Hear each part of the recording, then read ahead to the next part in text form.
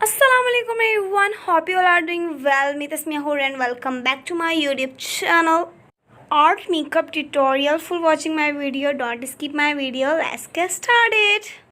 So first step में हमने eyebrow को फिलअप कर लिया था और अब ब्लेंड करेंगे। मिस रो से कंसीलर से आईब्रो को कंसील कर रहे हैं फ्लैट ब्रश की हेल्प से। ब्यूटी स्पंज की हेल्प से ब्लेंड कर लेंगे।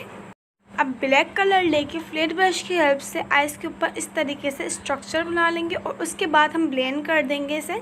ब्लू कलर के साथ हम लोग ब्लेंड कर रहे हैं ताकि ब्लैक कलर ना दिखे, डार्क ब्लू कलर दिखे। और लेंस लगाना मैं हमेशा भूल जाती हूँ, मैंने अभी लगाए। और उससे थोड़ा सा लाइट ब्लू लेकर ब्लेंड कर देंगे ऊपर की तरफ।